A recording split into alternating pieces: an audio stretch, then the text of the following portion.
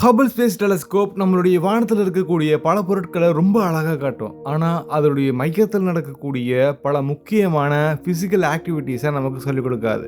James web இந்த இடத்த தான் பார்க்கணும், இந்த நட்சத்திரத்துக்கு முன்னாடி இருக்கக்கூடிய இந்த கிரகத்துடைய வளிமண்டலத்தை பார்க்கணும் அப்படிங்கிறத வழிநடத்தினது இன்னொரு டெலஸ்கோப். அதுதான் கெப்லர் ஸ்பேஸ் டெலஸ்கோப். பொதுவாக நம்ம பல மேக்ஸை யூஸ் பண்ணி இந்த இடத்துல இந்த டெலஸ்கோப் வச்சா கரெக்டாக இருக்கும் அப்படின்னு வச்சு நம்ம ஸ்டடியாக வச்சிருப்போம். பட் கெப்லர் ஸ்பேஸ் டெலஸ்கோப் நம்ம ஃபர்ஸ்ட் லான்ச் பண்ணி ஸ்டடியா வச்சது ஒரு இடம். பட் அது தொடர்ந்து அதோடைய இடத்தை மாத்தினதுக்கான காரணமும் ஒரு முக்கியமான ஒரு ஹைலைட்டா தான் இருக்கு.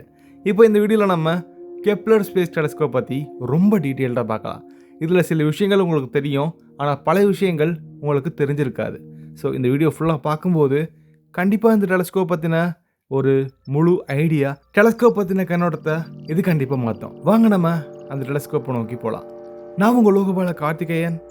இப்போ நம்ம அதை எக்ஸ்போஸ் பண்ணுவோம். Expose everything.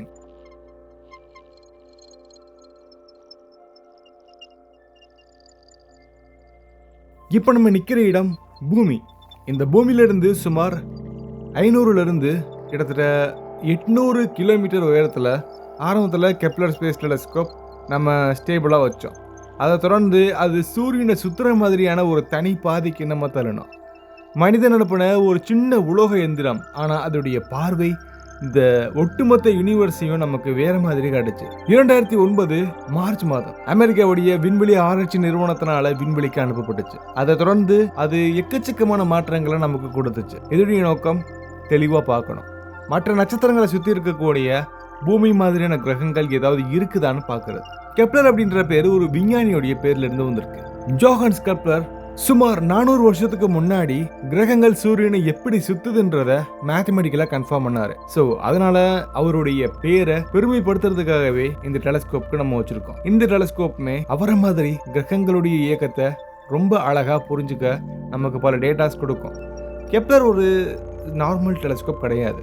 இது படங்களை மட்டுமே எடுக்கக்கூடிய ஒரு கேமரா மாதிரி இல்லை.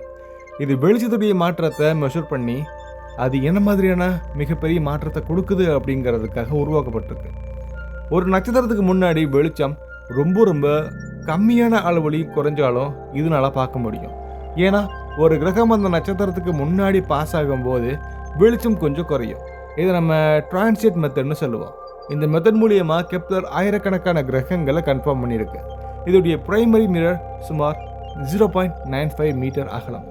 இது மனித கண்களை விட சுமார் 1,00,000 மடங்கு ரொம்ப அதிகமான சென்சிட்டிவ் இருக்கக்கூடிய ஒரு உபகரணம் அப்படிங்கிறது குறிப்பிடத்தக்கது.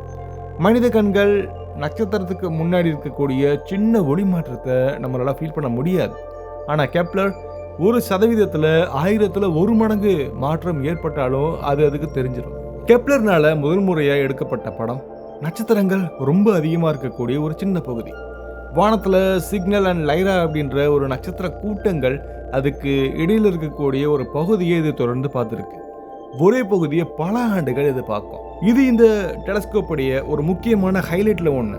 தினமும் சில மணி நேரங்களோ அல்லது மணி நேரத்துக்கு மேலேயோ அந்த நட்சத்திரங்கள் இது கவனிச்சுட்டே இருக்கும். இதோடைய ஆர்பிட் ஆரம்பத்தில் பூமியை சுற்றி தான் இருந்துச்சு. ஆனால் அதை தொடர்ந்து பூமி மாதிரியான சூரியனை சுத்தக்கூடிய ஒரு பொருளா இதை நம்ம மாத்திட்டோம். இதனால பூமியுடைய நிழல், வெப்ப மாற்றம், இந்த டெலஸ்கோப் வேறு ஒரு நட்சத்திரத்திலிருந்து வரக்கூடிய ஒளி மாற்றத்தை தடுக்கிறதுக்கான சில முக்கியமான பிரச்சனைகளை நம்ம இதன் மூலியமா சால்வ் பண்ணிட்டோம்.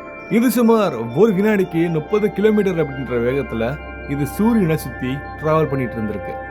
கெப்லருடைய டேட்டா ரேடியோ மூலியமா பூமிக்கு அனுப்பப்படுது.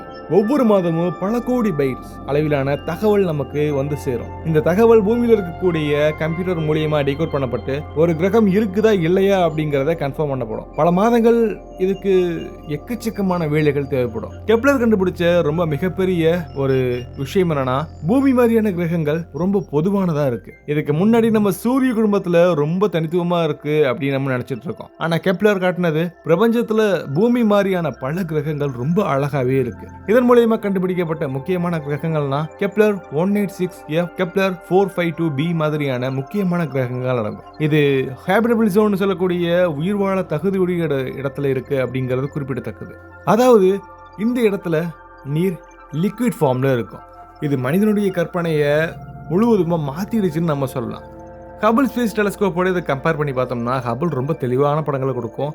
அது பிரபஞ்சத்துடைய அழகை ரொம்ப அழகாவே காட்டும். ஆனா கெப்லர் அதுக்குள்ள இருக்கக்கூடிய மேக்ஸை படிக்கும். ஸோ அது அழகை பார்க்கல, அது சில மாற்றங்களை இது கணக்கு பண்ணிட்டு இருக்கு. அதே சமயம் ஜேம்ஸ் வெப்போட இதை நம்ம கம்பேர் பண்ணி பார்த்தோம்னா, இப்போ நம்ம ஜேம்ஸ் வெப் இந்த கிரகத்துடைய வளிமண்டலத்தை இதை பார்க்கணும். அந்த வளிமண்டலத்தில் என்னென்ன மாதிரியான ரசாயனங்கள் இருக்கு, அங்க உயிரினங்களுடைய ஃபிங்கர் பிரிண்ட்ஸ், இதை நம்ம அடையாளங்கள்னு சொல்லுவோம், அது இருக்கா அப்படிங்கறத நம்ம கன்ஃபார்ம் பண்றோம்ல. ஆனா அந்த பயணத்துக்கான வழியை கொடுத்தது கெப்லர் தான். எந்த நட்சத்திரத்தை பார்க்கணும், எந்த கிரகத்தை ஆய்வு செய்யணும்ன்றது வழி போட்டு கொடுத்தது Kepler space telescope. Kepler space telescope உடைய இயக்கத்தை கட்டுப்படுத்த ரியாக்ஷன் வீல் அப்படின்ற ஒரு தனித்துவமான ஒரு கருவி இதில் பயன்படுத்தப்படுது.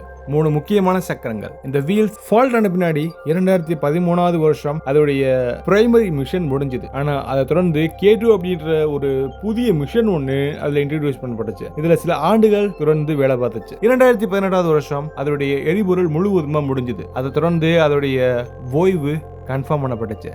இப்போ நம்ம சூரியனை சுற்றி ஒரு ரொம்ப அமைதியாக மௌனமாக சுற்றிக்கிட்டு இருக்கு. இனி அது எந்த ஒரு தகவலும் அனுப்பாது. ஆனால் அது கொடுத்த டேட்டாஸ் இன்னும் பல 100 ஆண்டுகள் கண்டிப்பாக ஆராய்ச்சிக்கு பயன்படும்.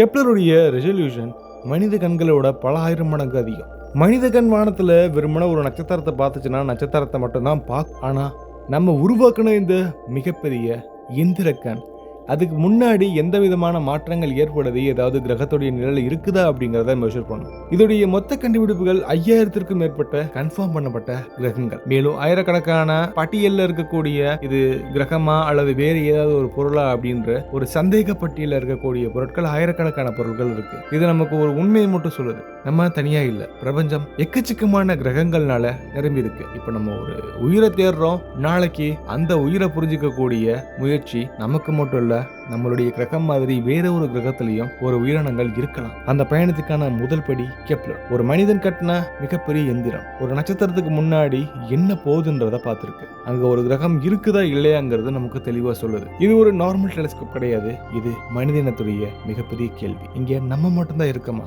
இந்த கேள்வியோட தொடர்ந்து நம்ம பல இடங்களுக்கு கண்டிப்பா வீடியோ மூலியமா ஒரு மிகப்பெரிய டிராவலை ஸ்டார்ட் பண்ணுவோம். ஃபியூச்சர்ல கண்டிப்பா பல இடங்களுக்கு கண்டிப்பா நம்ம டிராவல் பண்ணுவோம். பட் அதுக்கு நீங்க கூட இருக்கணும்னா எனக்கு சப்ஸ்கிரைப் பண்ணிட்டு சப்போர்ட் பண்ணுங்க. வானத்துல பாக்குற ஒவ்வொரு வெளிச்சத்தையும் இந்த சேனல்ல கொண்டு வர்றதா என்னுடைய மெயின் மோட்டிவ். அதுக்கு நீங்க சப்போர்ட் பண்ணாலே போதும். இதே மாதிரி அடுத்து ஒரு விண்வெளி சார்ந்த பயணங்களை கண்டிப்பா சேர்ந்து பயணிக்கலாம். பாய்.